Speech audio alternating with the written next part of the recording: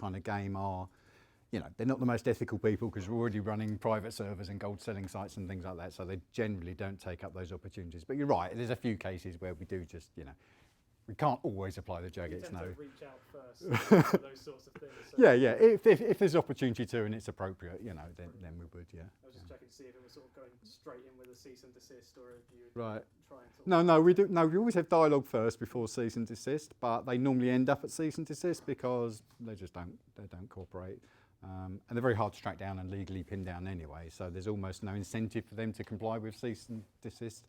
But yeah, that's the path we take. Brilliant, thank you. Anyone else?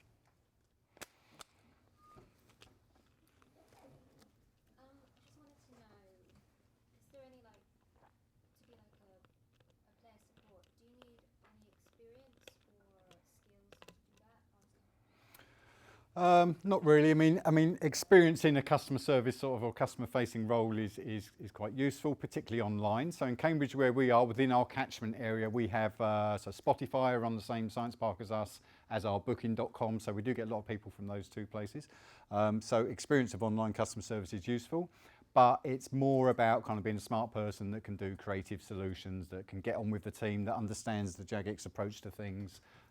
Someone experience of planning and projects and time management and things like that are all sort of highly valued. So they're the main things that we look for. Not really. There's some basic requirements for sort of analytical skills and just basic understanding of Office Suite and things like that, but not anywhere, not a scary level.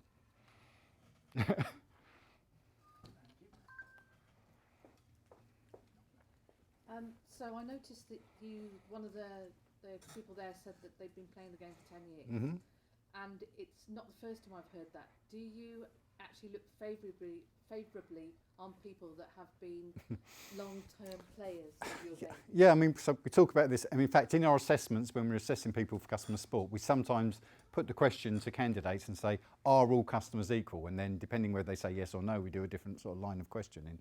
But our view is that all customers are not equal. So, clearly if someone's a free player and they've just created an account, they are not the same as someone that's been paying and playing for 10 years, or might have 20 accounts, or they're a content creator, or they're an influencer, or, something like that. So, we have to, because we can't deal with 500,000 people at the same time, we have to use something to divide people up.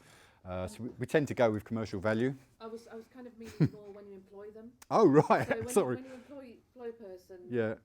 Do you favour people that have played the game? It's worked both ways. We've employed people that have been really passionate about the game and played it for years, and actually they've turned out to be a bit of a nightmare because they can't detach the fact of, like, I'm a player from I now work for the company. So even something we'd say, well, we can't do that for these really sensible commercial reasons. They can't get out of the mindset of, yeah, but as a player, I would really like that. And we're like, yeah, we get the passion, we get the enthusiasm, but it just doesn't work on a commercial level. So, but then we've had people as well that are real experts, and you can't, because you can't train someone, can't say, go and play RuneScape for 10 years, and I'll pay you to do that so you can be an expert answering player inquiries. So it's either really valuable or it's an absolute nightmare, and it's a flip of a coin, really. It generally works out to be okay. But it's not something we actively seek. It's in our job requirements, we put kind of essential, desirable, and then I think we put like our swipe right person or something, and under that swipe right thing we do put like a experience of the game knowledge. Yeah. Cool.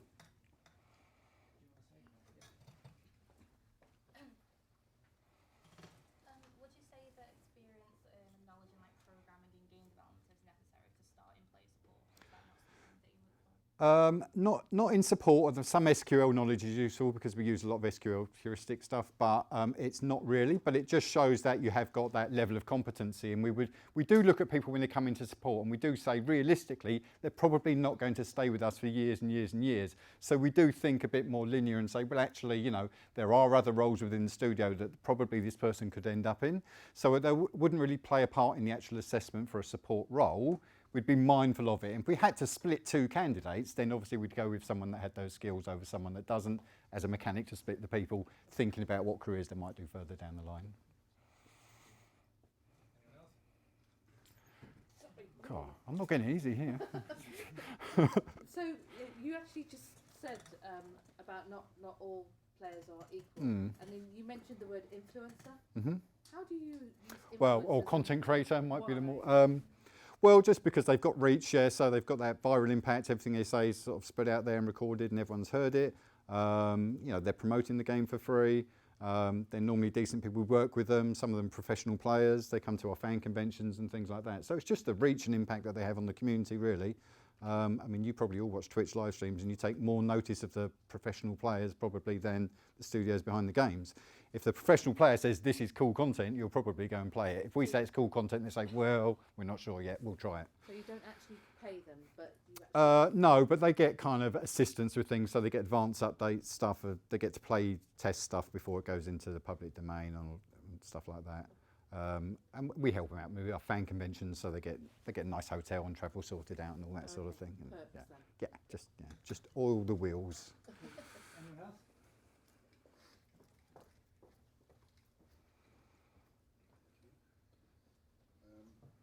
I'll understand if you can't answer, but how does Jagex handle kind of like heavy political, situation? Like, not to reference too closely, but the whole thing with Blizzard, for example, like, has that happened to you guys? And how do you look at it? I mean, we do. I mean, yeah, it's obviously an issue, and we just kind of like we have a media team, yeah. So they really take all of those kind of, so they do their trawls of the media every day, and they have their press packs, and they work out what you're going to say on behalf of the company. So they'll respond to anything like that happens.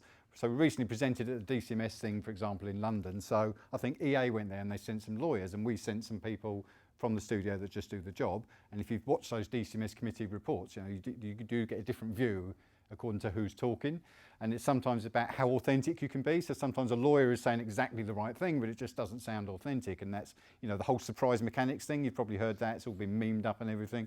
I think that came from the EA lawyers who were talking about surprise mechanics. That's not something we said at the committee because we're a bit more authentic about it. But yeah, there's sensitive stuff like that. But the media team just deal with that stuff. They're the experts, and we let them do it. Yes, a question, as you said, generally from player support, do you have active people who are supporting in the game as the other players? Yeah, so like volunteer players. So we call them player moderators. So they're people in the game. They can mute other players that are just like, take the heat out of a situation. If someone's just being a bit of an idiot, but it's not really the worst thing in the world, they can just mute them for an hour and stop them talking. We have people helping on Twitter, community helpers. They farm most of our stuff through Twitter. We don't do much on Twitter at all. We have community helpers who are just players really who know the advice we would give anyway, so they just give the advice, get there faster and quicker than we could. And we have people moderating our forums as well, although our forums are slowing down, and our community are more on Reddit and things like that now, but we do have forum moderators as well. These guys don't get paid or anything like that. There's nothing in it for them other than the kudos of being, sort of a moderator. But yeah, we work with them. They have private forums. They can contact us, and we have Skype calls with them and things like that. Anyone else? I have a question. Speaking of that, you're in a unique position in Jagex that you've seen communities come from sort of their early seed stage all the way to very mature online game communities. Yeah. My question is, do you think communities are safer now, game communities, or as dangerous or more dangerous? I think, if you look at things like child protections, if you go back to like when I was a kid, and that really was a long time ago, but if someone wanted to abuse a child, for example, they had to really dedicate time and effort to it and get a job in the healthcare industry or something like that, get trusted by their employer, get access to children, would have to go to extreme lengths to give themselves access to children and carry out that behaviour. Whereas today I can create an account in 40 seconds and be in game and talking to kids on our platform or any other platform. So I think the access is easier, but then the heuristics and tools that we deal with it are obviously much more advanced as well. So I don't really know if it's worse or not, but I think we can tackle it better. But the access is obviously a problem. And then things like encrypted peer-to-peer messaging services and things like WhatsApp. I don't know what that's like. It must be quite awful, I would have thought, for that sort of stuff.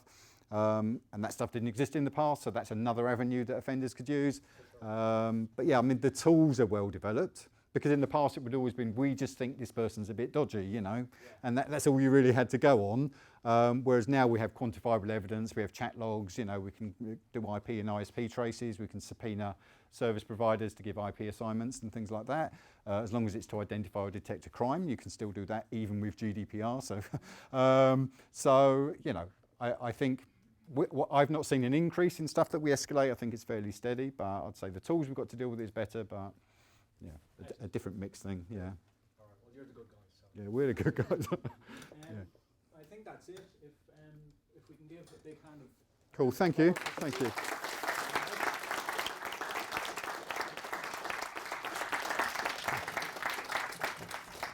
Okay, now, so we've actually got a break now until 3:20, I think it is. Yeah. And there'll be another keynote. So this is a refreshment break if you want to go and get yourself a cup of coffee, cup of tea. And play come back RuneScape? here or back at the film can tell. at 3:20 for a keynote. And then the next speaker in here will be at 4 o'clock. And that will be Chris Revere. All right, thank you. Okay. There you go, dude. That was a great talk. Yeah, We good, enjoyed thank that. you. Good. Different in different aspects of games. Do you want a drink? Tea or coffee or something? Yeah, I'll get it. No, I'll grab it. Either. Well, coffee if there's a choice. Cool. Yeah, thank you. Scott, do you want a coffee?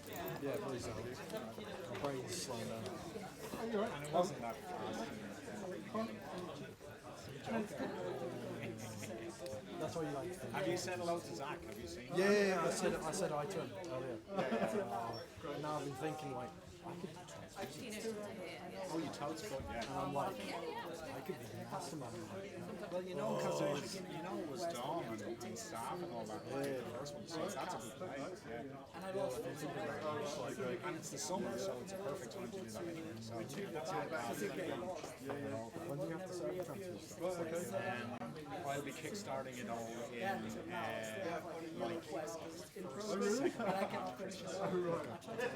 so anyway, I'll give it. Do you want like a latte or a regular coffee? Just regular Americano. Drop of sugar in there, it would be great. Are you still playing now? From time to time, as I have uni, I'm limited on time. All right. I can have a look. I can have a look at it for you if you want. Yeah, give me your. Thank you. We're a different Steve Wilson than also. No, there's two of us. I've got a story about that in a minute. Like an Americano or a latte? Or... Americano. I think Okay, so I've actually just sent a request to him by accident. He sits the down for me. So, do you know your account name? It's and because the account names are limited, it's space and BLOAD. No, it's BLO. As in as a blog BLOAD. Because it it was limited with there's millions of players, but it's hard. Yeah, 260 million. Yeah, it's Yeah. difficult to get actual name. What I'm doing, email that to myself. Also, I think Have a look. If we can fix it, we will. it might be just a thing where potential players might just get the items being killed in PvP arena or something like this. And just get it missing. Yeah, I'll see if we can. There's loads of Stephen Wilsons in. Yeah, I'm on it. Where are you? LinkedIn. Yeah. I don't use it. Oh, okay. I might have already done my account. Do you just want to take my email? Sorry?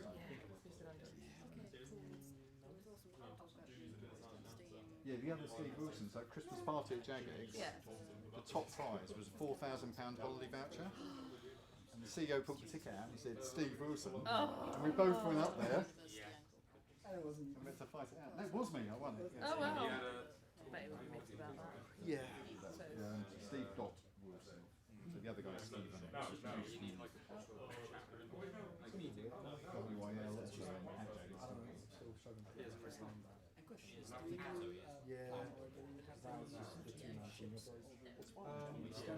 before you make any decisions. So just a But all the jobs on the website, so about 30 jobs on there.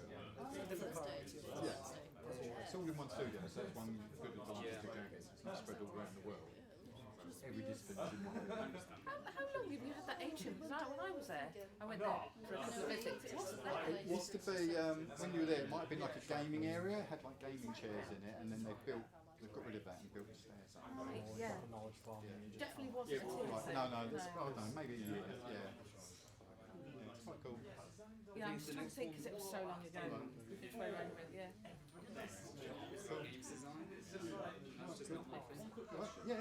You've been putting on a portfolio to show past the CV stage of the interview process. So, Yeah, I mean, sort of less important really for the portfolio until if you go into something like that.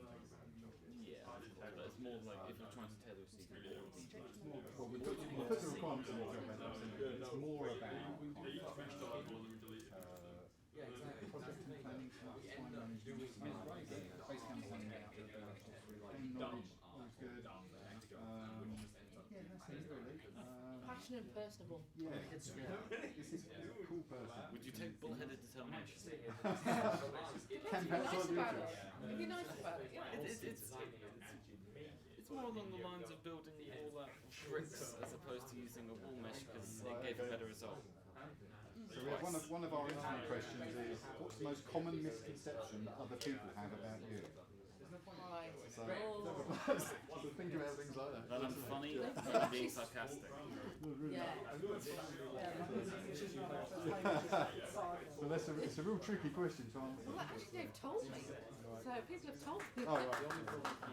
Are you on LinkedIn by chance? I'm not actually, it's the second time I've been asked. Oh, But, I did discover another Steve Wilson. That also works at Jack. yeah, And he's also in a London. Not when you've been 60. oh, right. He was at university back in 2005. Apparently. You're not going to touch me on this. It's just Steve Dr. Wilson. You're starting. That would have been I usually carry a around with me, but Right, let's shut this down. The task of killing 97 black demons. Barely heard of it. I don't carry cards because I just assume everyone's on Do your LinkedIn. first So one. they Second you go, go. oh, I'll just find you. Pretty much as a potential, I would say, player. Sort that would be a problem. Sort would be a problem. That Oh yeah, doesn't- well. Is it difficult to have portfolio or something that Yeah, just it's about planning, time management, project. Find out what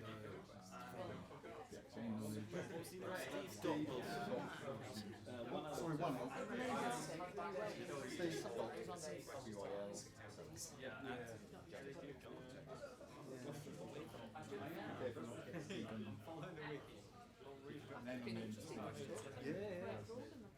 excellent. It's a lovely You must get some lovely emails from each other just targeted to Well, Well, that's yeah. interesting because He did a business trip about 6 months ago. Really big expenses. He was travelling all around the world and he had thousands of pounds worth of expenses. And they got paid into my bank account. I was like, well, that's very nice, but really should probably tell someone. probably give him the I money. come from an engineering background, so I've always Right. I worked in life. It's really interesting hearing from player support. I wanted to call it Player X, so I was smashing the Oh, yeah. And he's the Yeah, right, yeah, yeah. only He's great. when it's sort of like look Totally different taste. Well, we don't do internship as such. We just have there's some on our website now. we use the best boss. what do you do? I don't know Sometimes it doesn't. Did we go?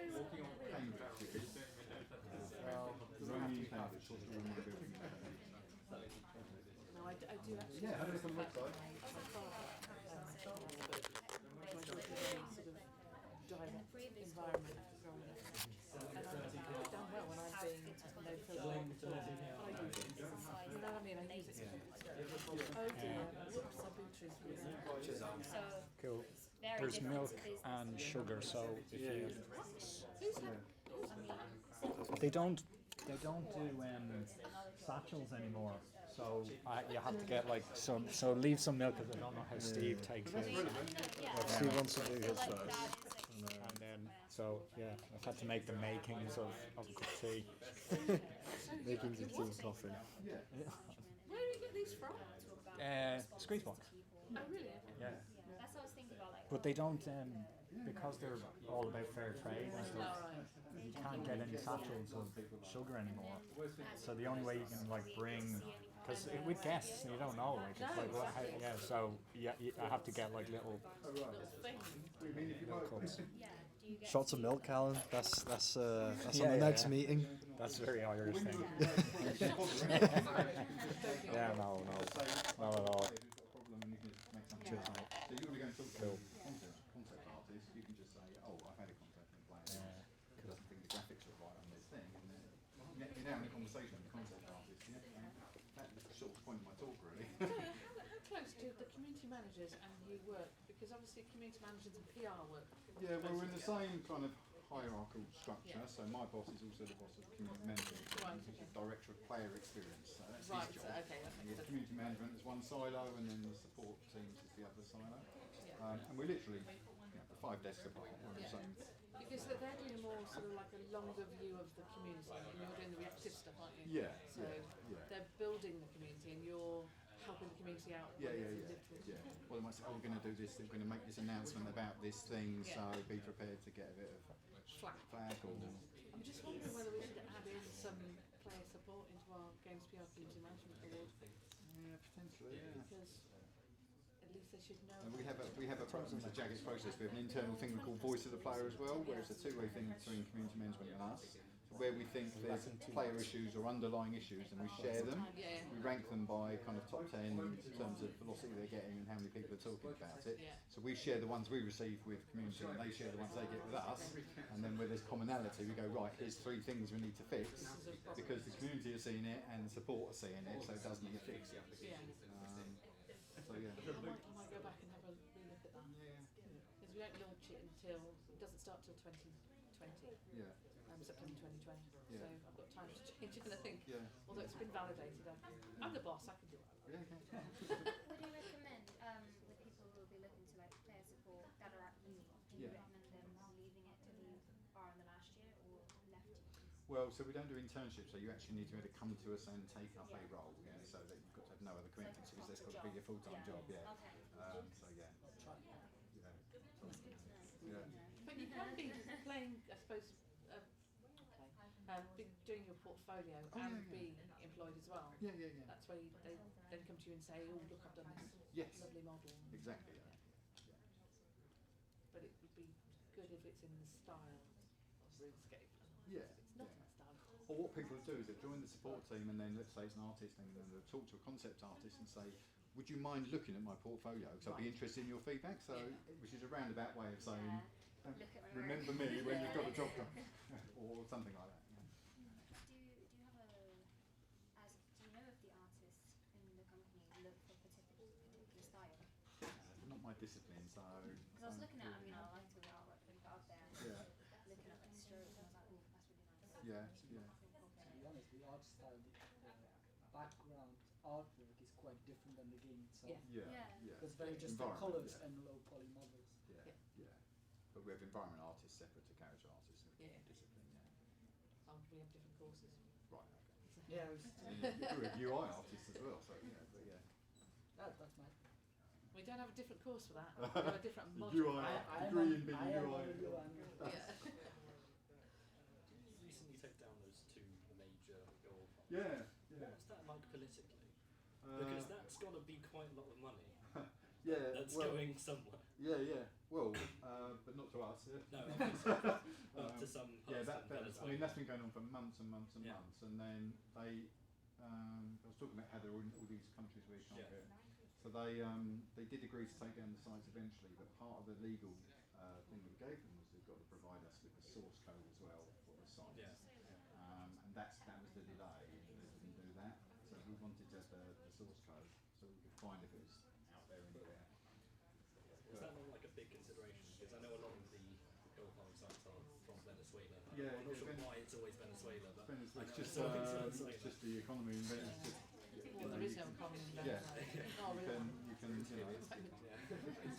Now, go and be a taxi driver for 10 hours, or just play a little bit of RuneScape for a couple of hours and make the same sort of money. actually, So. Chris Knowles in his talk earlier on in the day, he did sort of mention Yeah, I this. was He there showed for a that. picture. Did you see That was that? really That interesting. picture was amazing, wasn't it? Of where all the bots and all that. The like tree. Yeah. how they stopped accounts and stuff. Generally Venezuela, Lithuania, Russian Federation. Russia you mentioned, didn't you? Russians are quite expert at hacking and importing stuff. And of course it makes people's game accounts a little target as well, because actually I can take over your RuneScape game account, you've got 1 million coins on it, that's much faster than trying to farm 1 million coins, so I'll just take over your account. There are specific places in the game that drops you bigger amounts of coins. Like a castle, bridges under the So the refined gold, they tend to do the more simple, repetitive tasks, and just running a box to do it. 100 people doing that, 100 accounts doing that. maybe having this other account. Like, I tried to log into my account, which is the one that we onto the mobile version. It has to be separate account, has to be made with it. I can't. If you want to play the old school version, that starts from scratch, so you can log in with that account, you won't get any progress. Even though it's the older version of RuneScape, it started again from scratch. Even though it looks like how you remember its computer setting. It looks like how you remember RuneScape back in the day. It's actually a new version of the game with zero stats that you have to refit. So yeah, that confusing me sometimes, but yeah. Reset everything. I think I did log in initially, but it just kind of confused me that it shows me back to the beginning tutorial. Right, it's a new game, so although it's an old account, you're playing a new version of the old version of the game, if that makes sense. Yes. Yeah, confusing. Yeah, stream's up and ready. It's already good to go. All right. I'm all ready, boss. Don't worry. You're on it.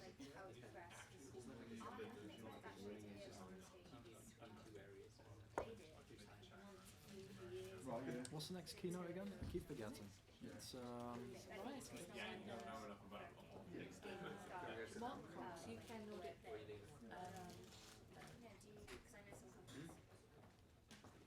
The fans take over GM Games Master. yeah. Right, games. Starting your career in games after university, so not much of a clue. Okay. Starting games in what, I suppose? Something. All right, games expert. Could have been. Community management? Games master? Even to the stuff I really Oh, right, yeah. just because Yeah, I do see them. I'll do that for you. Right, is this mine? Milk Yeah, sugar. fab, thank you. Poison to keep you going. No, sometimes. perfect, thank you very much.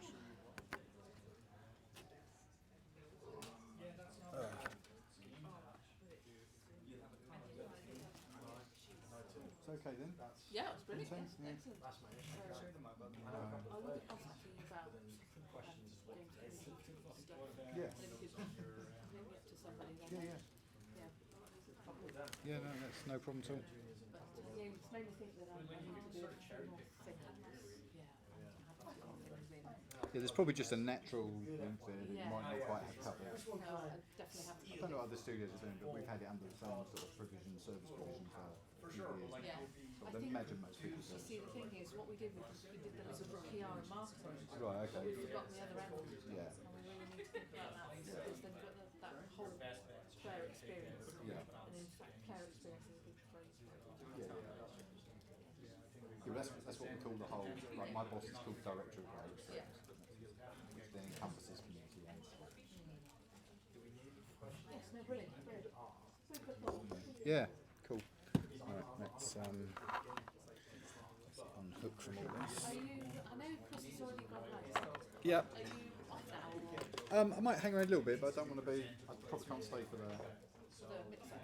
no. No, I'm going to stay for about 5 minutes. I've got 3 hours, 3.5 hours in, so. Yeah, you just keep east to get to. It's a one-side traffic. East to west is quite hard. Yeah. It's an early start as well, but Well, thanks for coming out. Anyway. that's right, no, enjoyed it. Good. Yeah, I think Chris has already gone actually. Yeah, he just across the station. I'm surprised I sent 2 of you actually. It's quite a lot of Yeah, people different to have. disciplines I suppose, yeah. So So I normally go. I've never been here. I've been to Portsmouth. Yeah. Did this at Portsmouth. Did you do that as part of getting game taught? No, just a normal sort of milk round thing. Yeah, so Ukie conference doesn't know that it's here and there. Yeah, no, this is just an ad hoc sort of milk round thing. Yeah. I think I might go to Liverpool as well. I'm not sure. Portsmouth starting the esports school. Yeah, Close to yeah. do with esports. There's a few people in the studio from Portsmouth. Yeah, I know that was one of our external balances for the music course we've done. Oh right. Oh okay. Yeah. Yeah. We all know each other. Yeah. That's the crazy thing. We all know each other. Yeah. Yeah. Although we are competitive, it's not.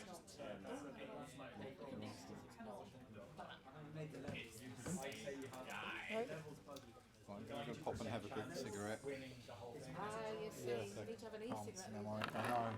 Oh, okay, just didn't like Yeah, just wrap that up. See you in a minute then. Room. I guess a lot of the guys and girls here are engineers, developers. Give me hands on the engineers. How many people are engineers or doing engineering? Engineering. Art. Wow. Okay. Publishing, marketing, business side. A few of you. Okay, so you're on my side of the fence. They can't see you. All right, cool. So today I'm going to give you kind of a TLDR on kind of my journey from uni through to then working in the industry and where I am today. So hopefully the old man at the front here is going to give you a few bits of wisdom, maybe not. But again, afterwards, if you throw any questions at me, I'll stay around for a little bit of time afterwards as well. Also, I'll take questions as we go through. I don't mind you bombarding me as we have a chat and go through this little journey.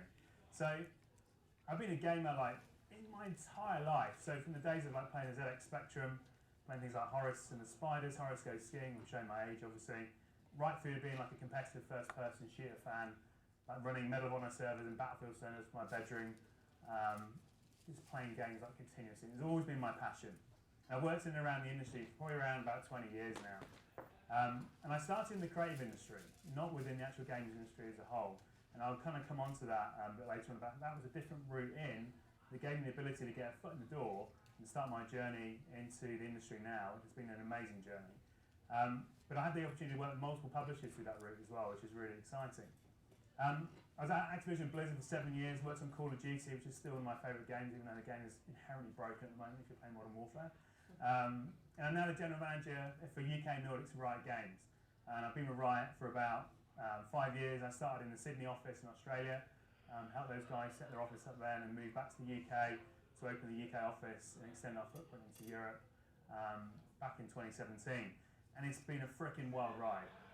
Just a few crazy pictures all the way from like early days of Golden Joysticks, Black Ops 2, first esports events in Cologne, me sat on a big throne of Monster. That's the joys of having a sponsor as a Monster Energy drinks. Right through doing stupid things like playing the first game of League of Legends underwater in a shark tank in Sydney. Like the industry gives you this great ability to do so many amazing things, and hopefully many of you will experience that. And again, I've experienced it, and it's definitely kept me young, and definitely keeps me really popular with my kids' friends, which is great. So I don't have a lot of text on my slides. I keep things pretty light. I like to keep it open and just have a good chat and talk about stuff. But how do I get off on this journey? And I set off to do archaeology. I'm like, what the fuck am I doing? Thinking about doing archaeology. But ultimately, like, I was going to do archaeology at Cambridge Uni, and absolutely balls up my A-levels. Balls up my A-levels. My dad was a GM in a chemical company at that time in marketing. He said, why don't you give marketing a go? It's kind of the science of bullshit, which it probably is, I guess. But so his great advice, I went through clearing, and I went to Southampton University and studied marketing and design. Now, that was a great kind of vocational degree that gave me the practical kind of side of things, using things like Director and Flash, which are the new kind of cutting edge technologies at that time when CD-ROM was beginning to come into play. But it gave me this amazing experience on emergent tech, and I still had that passion for gaming all the time. It was still running through me, and that was now the days of console, like Mega Drive, etc. Spending hours and I'm eating pizza and playing Mario Kart with friends in the halls. But it really paved my way at this point, taking that choice of not being Indiana Jones, I wish I always was Indiana Jones, to going into marketing. And that gave me this great leapfrog into the business. So after studying for 3 years, it kind of came that point for me to choose my craft. And we talk about craft in Riot. And your craft is the thing you want to specialise in, and you take forward into your career you can specialise in and people want to hire you for. So your craft is absolutely pivotally important. So always ask yourself, like, where do you want to specialise? So the games industry is vastly complex, right? So you've got QA, quality assurance, and lots of people come in the door in QA. I've known many of my friends who have come in and tested games and ended up in places like GM positions or managing director positions or even head of development, multiplayer design, etc. They come in with a passion and get a foot in the door through QA. Things like localization, again, massively important in Europe and extending markets. Development and engineering, project management or dev management. Dev management is a massive part of Riot Games. It's something everyone's absolutely focused on. There's that agile way of working. If you're a really good dev manager, you're worth your weight in gold. Art, publishing and marketing, which is my craft area. Community and influencer, which is also a massive area now, which is becoming even more important. When we look in publishing, things like influencers nowadays, and we all know the names of like Ninja, etc., and Dr. Disrespect that's running around the crowd. These guys are pivotal now for our games becoming successes amongst players all around the world. And the marketing landscape has changed massively from the days of spending a fortune on cinema and TV and print, and now literally using these guys and girls who are super vitally important for our communities to help get our products out there and also keep them alive after we've launched. Talent and HR, again, a really important part of our business, and CDev as well. We call creative dev, or extending the IP into further places. So if any of you guys are League fans, any League fans? Awesome. Give me some of the names, I'll send you RP afterwards. There you go, there's a promise. For us, for example on League, so we did our L10 event a couple of weeks ago, which is our League 10-year anniversary, and we announced all the great stuff that was coming from League, and also from Riot, so our first-person shooter Project A, but then more importantly, extensions of the universe, such as our animated series, which we've got coming out, which is called Arcane, which is the code name. But again, that's an example of working in an area like CDev, where you take the IP, use the skills as an artist or a development artist, and extend it into different mediums, and that stuff is super exciting. So there's tons of routes you can do to get into the industry. So you're leaving university, you need to look at things like work experience. They'll allow you to kind of pick and hone your craft as well. It gives you that perspective to set yourselves up to be absolutely kick-ass employment when you go out there and talk to an employer. So I chose marketing and publishing, like I said before. I can't draw for shit, but I can pitch and sell, so that helps a lot. So I think when I was at uni, I did probably the most important thing in the summer. That wasn't going to Magaluf for Ibiza. It was basically spending 7 weeks of doing work experience in an advertising agency in London. So I got to do this by canvassing multiple agencies all across the London boroughs, just basically throwing myself out there to say, please, just employ me for 7 weeks. I'll do whatever it takes, and I'll work for you for free, and I'll get on with it, and I'll do anything from make the tea, photocopy, yeah, we had photocopiers then, all the way through to getting involved in client pitches. But that, to me, gave me massive exposure to multiple clients, multiple types of working, different types of individuals, different types of leadership styles. But what it gave me is something to put on the CV when I left uni, along with my degree, that gave me the upper hand on other candidates that were leaving at that time. And I can't say any more, it's absolutely vital. If you can get that, it's super important. Now I know it's super difficult as well to get into publishers for work experience. I have no number of people, especially in the UK, ask, hey, can I come on a graduate scheme, can I do X, Y, and Z? And as we're not a development studio here in the UK, we can't offer those kind of exposures to people. But do go out there, do canvass the amount of developers we have in the UK, look at publishers that have graduate schemes and try and inject yourself into those schemes anywhere you can. And it will give you that upper hand when you come to go out the door and place a CV in front of somebody. So it is super hard. Again, look, and also you may need to look away from the UK. So think about if you're going to spend the summer away somewhere, maybe you go to Eastern Europe, development in Europe. Maybe go to even into Asia or into North America. Open the door, look around what's available, and really get yourselves out there and try to do this and get that upper hand on the other candidates that are out there fighting for a job that you're going to want. So I had my craft. I had some experience under my belt and some client names to list on my CV, and that really helped me score my first job. So when I came out of university in 1996, yes, I'm bloody old, I landed a role at Southampton agency called Lawton Communications, sounds like a solicitor's now. But again, I was an account exec, working on clients like boat paint, used car sales, the Isle of Wight ferry. If anybody ever been to the Isle of Wight on the Red Funnel ferry, I used to do all the marketing on that. I printed the price wrongly many times and gave people very cheap tickets. And I learned many lessons through poor attention to detail, and generally not doing a very good job on print, which is nowadays, if you work in digital, you can change it with a click of a button. Whereas if you do a big freaking 48 sheet poster with a price on it, you can't change it very quickly. But I spent 10 years there working with clients all across these different sectors. And during those 10 years, I helped move that agency from print, TV, outdoor to digital. Now, adaptability is key. So as you leave university and you go into your chosen craft, you go into business, you need to adapt all the time. If you don't adapt, you become kind of out of date. And it becomes even more important in our industry as everything changes so quickly. Now, whether that's going from a box product to games as a service, these things change rapidly.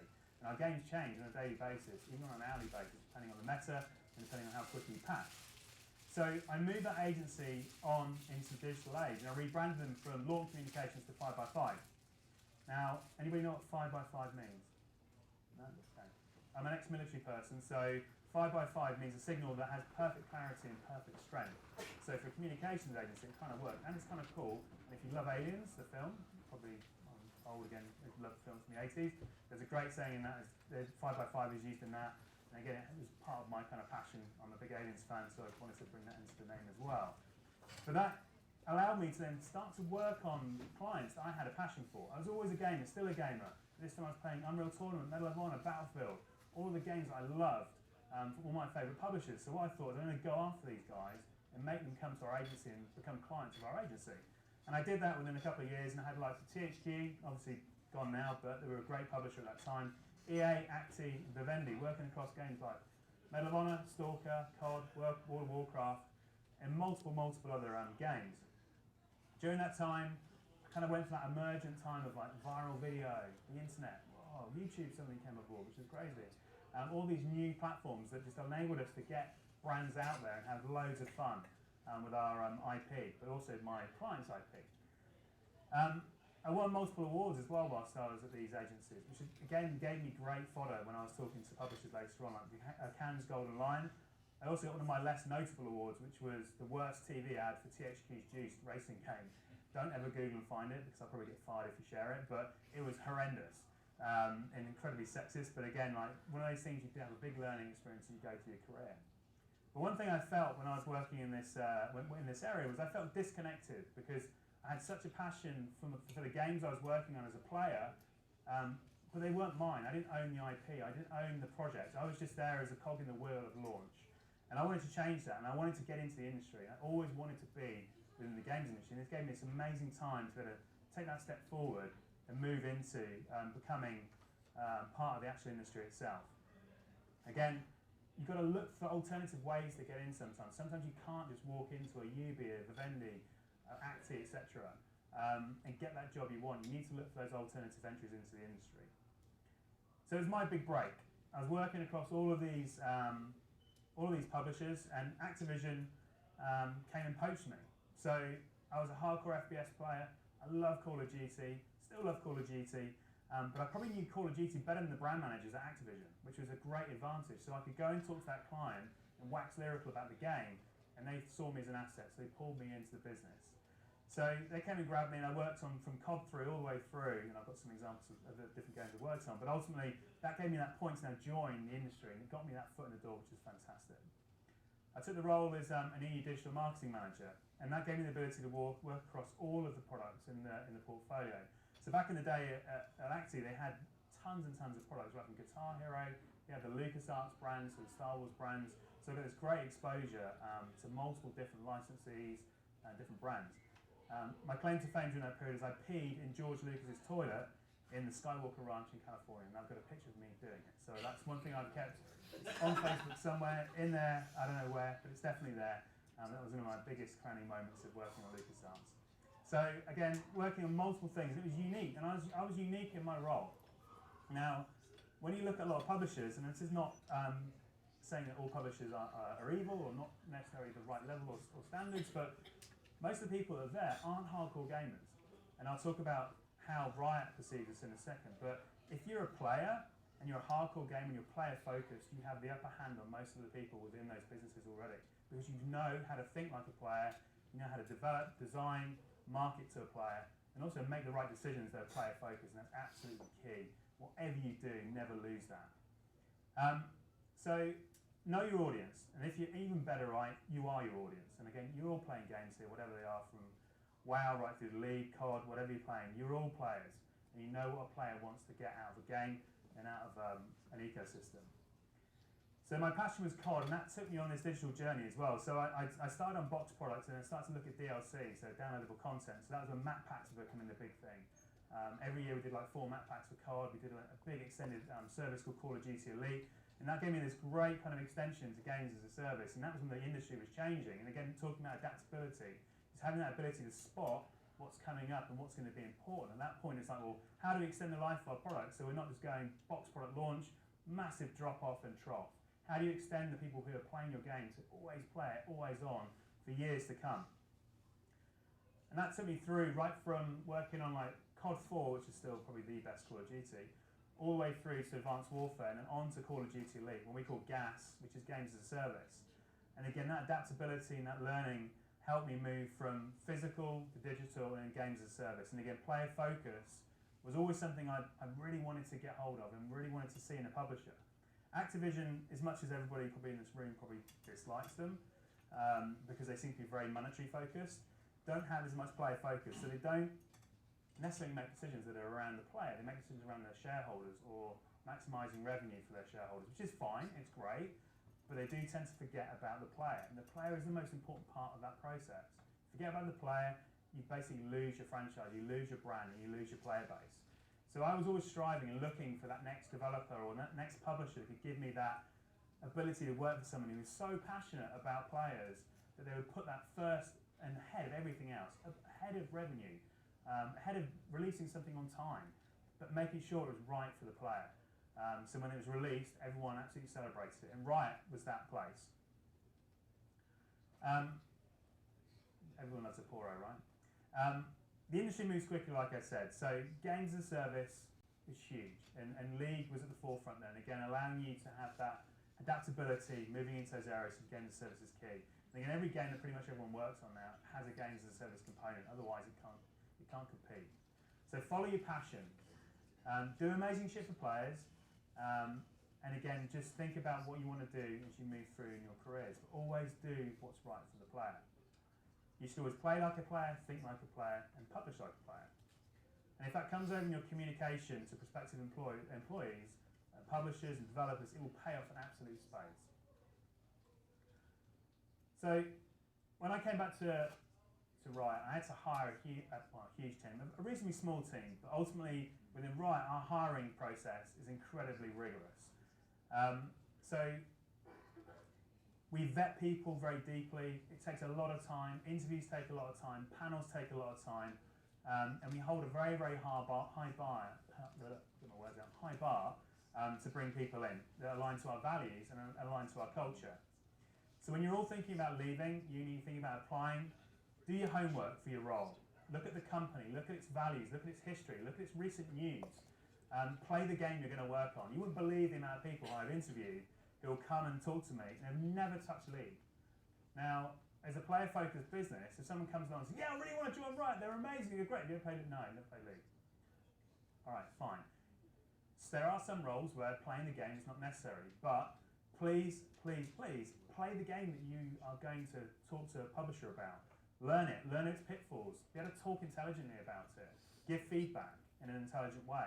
Don't necessarily be a fanboy or fangirl, because that can sometimes come over a little bit too much, but do play the game. Understand the ecosystem, understand the environment, and that will allow you to communicate and connect with your interviewee very, very easily. Make sure your CV, and more importantly, LinkedIn is bulletproof, and I'll talk more about this in a minute. And take that knowledge with you and go to that interview, but be first and foremost, be yourself. You just got to go in, be absolutely kind of honourable to you, just be absolutely honest and open, but be yourself always in an interview. And if you know someone in the chosen publisher you're going to talk to, or developer you're going to talk to, use them to get a feel for the business, get a feel for what you should be talking about, how you should be presenting yourself, what's important to individuals in that business. And it gives you that upper hand. So use your resources well.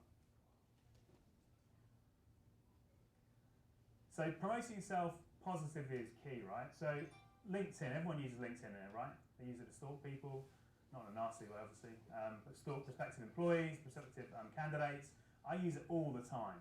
So the last 2 years I've interviewed like 200 plus people all across the world, from Belarus to Cyprus, North America, France, and all these people I've hired into the business. But the first place I always go to is LinkedIn. I barely ever read a CV. A CV to me now is like a dead old thing that people send around in Word that they haven't looked at for the last couple of years, that if they get to change a date on or change their address on. LinkedIn is the most powerful tool that you can get your hands on and use to go out there and connect with publishers and developers and get yourself out there and get yourself recognised. So make sure it's as comprehensive as possible. It has as many examples on there as possible, how you can go deep on there and show off what you've done, your work. Use it as your personal profile page that people will learn so much from and want to take you over the other candidate. So the first place I always go to is LinkedIn. I always check it against the CV as well and make sure the dates match up, and then obviously I can question, like, oh, what does this date not match here? And you use it as a way of going in. So that's why I throw away the CV, focus on your LinkedIn. Our process at Riot for interviewing and bringing candidates on can be really long. My process took 12 months to come to Riot. So you can imagine like an interview process of 12 months is pretty rigorous. So you go super deep. You go through lots of different interviews, lots of different individuals. It can be ranging from like the facilities manager right through to the office manager to the CEO, or Brandon and Mark who basically started Riot.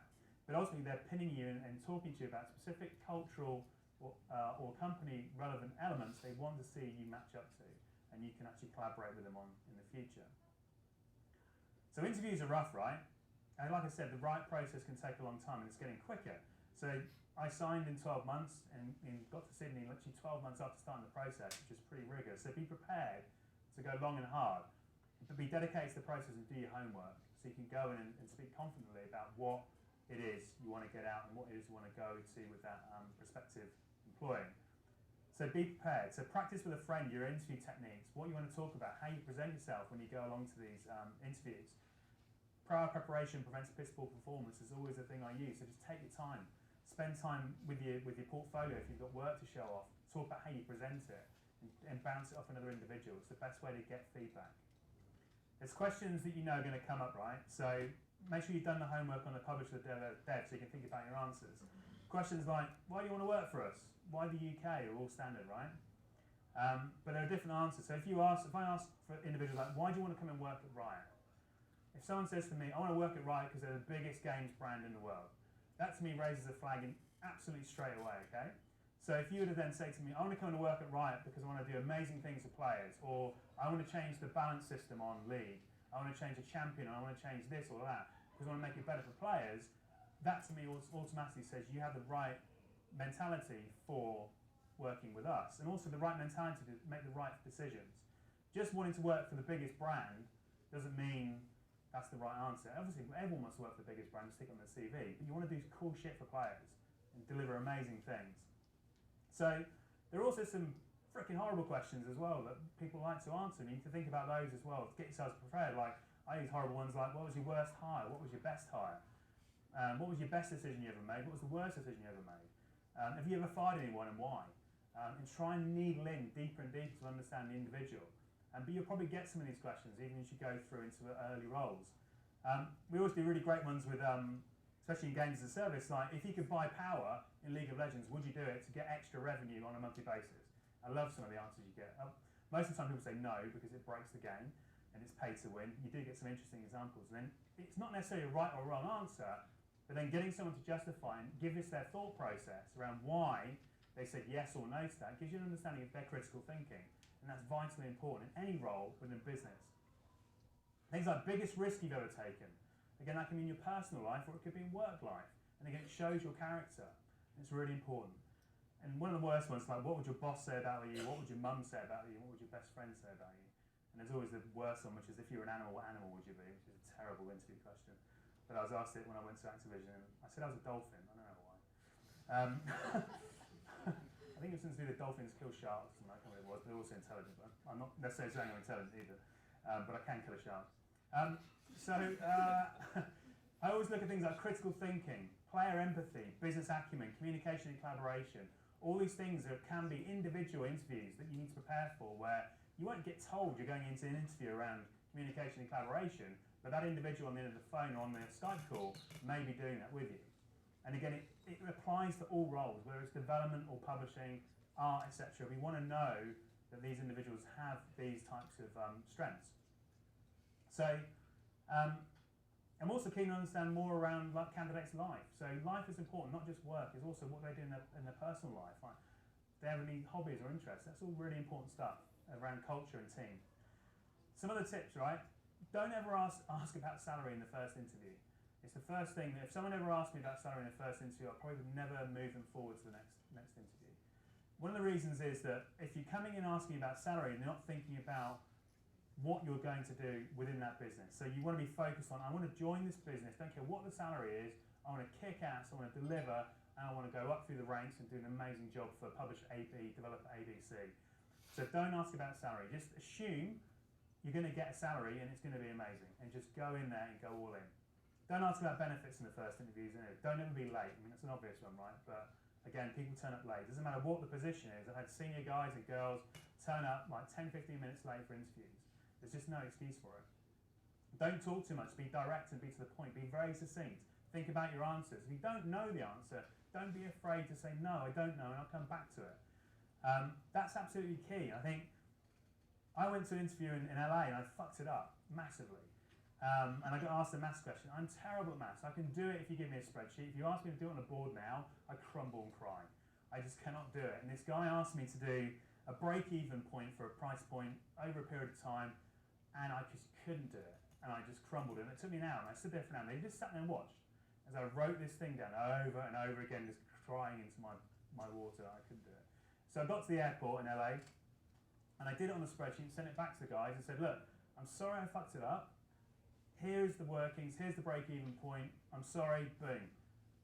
I got the job because ultimately what I did is went back and said, look, this isn't my strength. I can't do maths in front of, if you ask me now, I'll probably screw it up. I can't do maths under pressure in front of people, but I can do it if you do it behind a screen on a spreadsheet. So everyone has strengths and weaknesses, and don't be afraid to admit them, and then follow up if you don't know a question.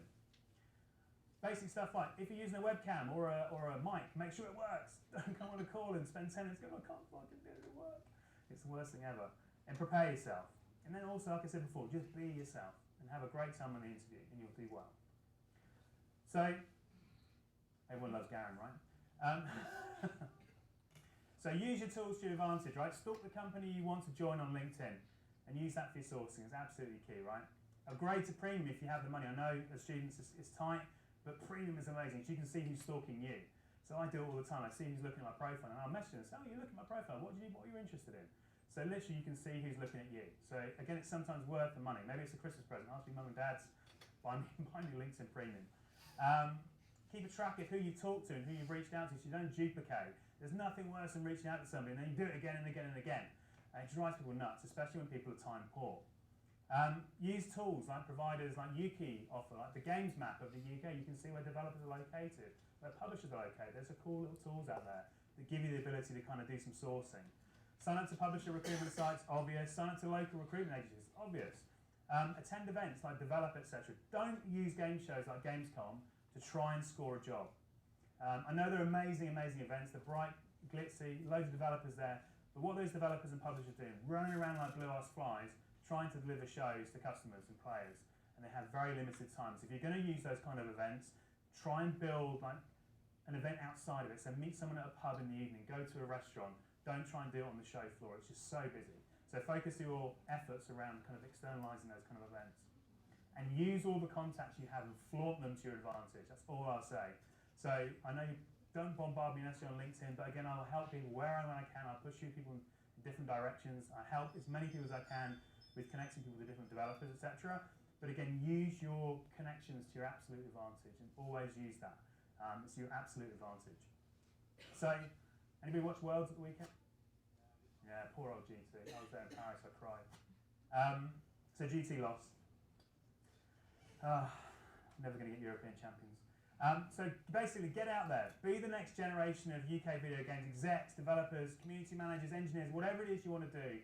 Go out there. Go crazy. Go grab this by, well, I'm not going to say that word because it's probably not very PC, but just go out there and grab it with both hands, right, and do the best you can.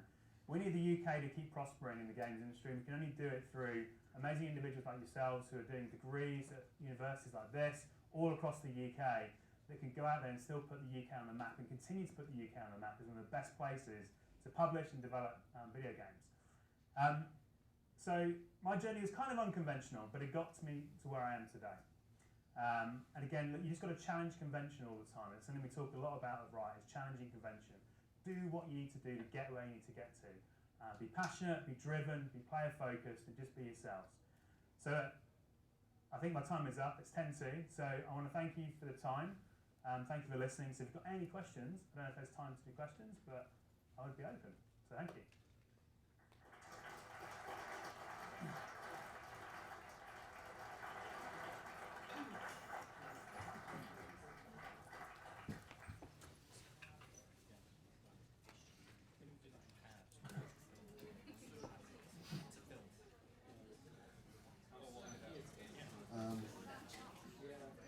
Hi, yeah.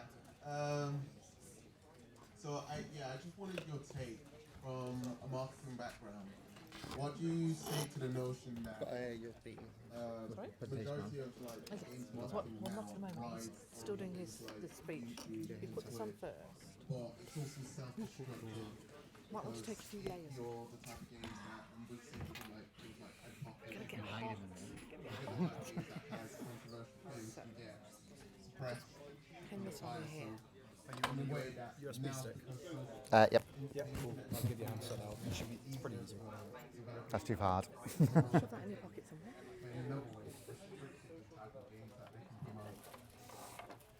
Yeah, I think like influencers are vitally important to develop the product. Like a Riot stance, like we don't go out there and pay our influencers. We build programs that encourage them to work with us. You're rewarded obviously for content that you build on an amazing event. So they get first come, first served. So if you look at examples like EA, Apex, But it's not. all their teams It's like you were saying last time, saying it's like perks for which national you're talent. five Things like that. They don't pay the way. so Riot doesn't pay the way. again, I guess the But question the is more around influencers must go and run somehow. Some of these kids are like millionaires, right, from being an influencer. This is what I'm trying to find out, because I know how many people do the makeup stuff and things like that, because they do personal appearances and makeup conventions or whatever, I don't know how we'll call it. And they do personal appearances for money. there's obviously restrictions in the So I UK. don't know whether we used to post it as well, but every time I hear, oh, we don't pay our influencers, we don't pay our influencers. Again, The secret questions of who knows how to do it. I don't know. Find out. it does make marketing Love it. Part of team winging it. more complicated, blood, zombies, or basically change the landscape. So yeah, no, hard to engage them at the end of the day. Wake up! So we can't start until 4 anyway, because people might want to come over. Yeah, no, I kind of I didn't think. Okay, I think mine's going to be quite short and sweet sort of thing, because at the end of the day, I think you get a bit like. But sometimes the best things are left to the end of the day. You'll be surprised, you might have actually quite a big influx of students, like they stay engaged throughout the entire day. Yeah. Because the ones I think, oh, that's a really good talk, I'd go to that one. Then go somewhere else. It's like, no.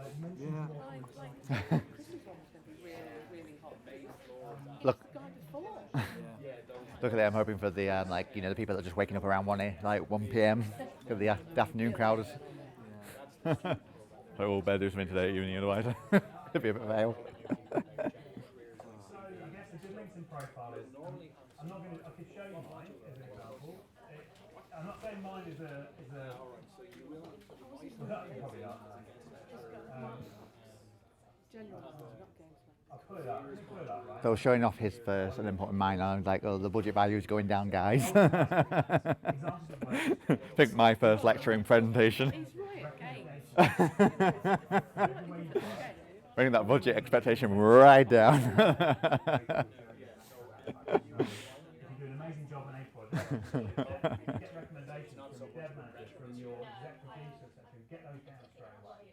So as you're going, There we go. Just ignore that guy. This is what you should do. back to it. It's evolving and constantly changing. You are to crying at people and they'll give you money. Change your profile. Get the funding. All of the Topic, please. That's what I got about as part of my thing, because with social enterprise you get access to a lot more like grant funding and stuff like that to be a bit more like experimental with it all. Whereas like, you know, you're another games company, you're a bit stuck with like in the field of every other indie company. Whereas I can. It's weird because I work a lot with like the social care and stuff like that. Because I work with young people with disabilities to get them more into making games and going into the games industry. Because like all the support workers and social workers don't really care. A lot of them are like, oh, I don't play games, it goes over my head sort of things. Like, guess what I do? Play games. It's useful. It's relaxing. Playing games is relaxing. Well, yeah, that's what I always say, because like, they always go, oh, like, you know, so-and-so does it for a hobby, you know, and I always said, oh, that's your hobby, you can use that to relax, but they don't realise that you can say, oh, well, you can actually turn that into a career if you really wanted to. Yeah, yeah, absolutely. It's really cool, like, there's some great people I start working with at the moment, so they're all, like, very, very, like, embracing it.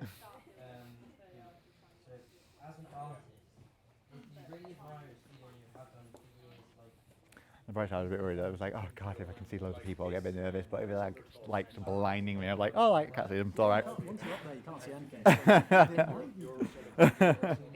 Like, You'll be fine. definitely. So. I said to myself, like, it's funny enough, I've got like a pitching competition and part off like in a couple of weeks. I was just like, oh, it's practice for getting running people doing this. I'm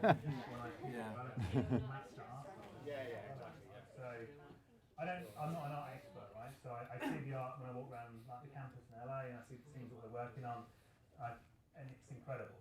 And we have various different types of art styles as well. If you look at projects, which is a project A, it's very different to our League universe. So we have very different IPs. So that comes from developers and artists that have worked on League who have transferred their skills back to different IP as well. So I wouldn't block yourself by saying, well, my stuff doesn't match exactly, because it could be what they're looking for the next product they've got coming down the line. So I would still go. That compliments mine of my degree didn't match exactly. There's a way. There's a will. Did my presentation aimed at the people that are not on the first scale. Like, okay, if everybody at the first, you'll get jobs, you're fine. Everybody else at the bottom. Visible clapping. I'll quickly check you out. I think I might need to disappear because Dave's asking for my presents. Okay. I don't know, but there's no more keynotes for today, is there? No. Right, then I'm going to close Twitch. USB? Yeah, it's in a folder called presentation, so that's handy. Okay, well, we'll leave you to find that for me, just in case. I'm going to just blank the screen, just in case there are any hidden fun times. Like, what do I have in that for? This one? Yeah. Oh no! You never know. You'd never know. Cool. Is this? Yeah, do I see it in like presenters mode so I can see the notes? So sadly, you can't. So you're going to have to. Oh, come on, laptop. Yeah, if you have a laptop. Winging it. Good. But yeah. Monsters. Expect me to remember what I wrote. Do you want to take your coffee? I'm all right. I've got some water. I think that was my water. I think this is another water. But it's okay, we've got another 3 minutes yet. And he ran on a little bit last time, so it might take a while. I need to go and help over in Mella. I'm just going to leave my stuff behind the Ukie. Sure, yes, absolutely. Give me a shout if anything sets on fire. If it does, it's Alan's fault, not mine. They'll send help in 6 to 8 hours. I'm going to say, I was confusing myself, like, what's that? You? Oh, yeah, it's me, yeah. I'm going to take a picture from a different angle this time. We can't keep on taking pictures from the same angle. Oh yeah, for sure. Yeah. It's just it's wrong on the Twitter. Yeah.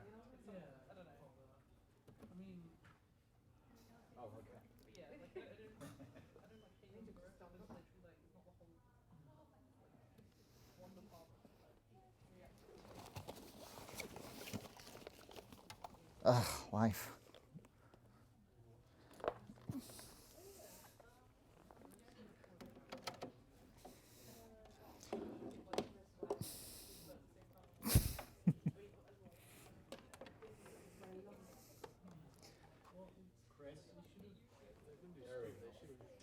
Oh, don't. I'm one of these people that can't take a good photo. Doesn't matter, we caught you on the hop there. So. Like the industry has ruined me for good photos. Like literally everything is bad for me when it comes up on like bits of articles. And I was like, Surprise photo. Well, there's not much of you in it. Most of it's your.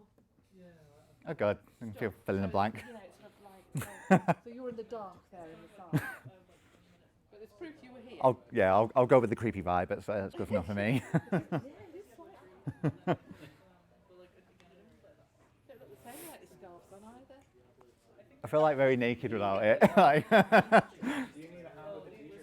it's like a comfort blanket. But you can't wear it with a mic, otherwise it just goes right through your thoughts. I mean, I could. I just tie it up where I'm like here. I'm like. Before you know it.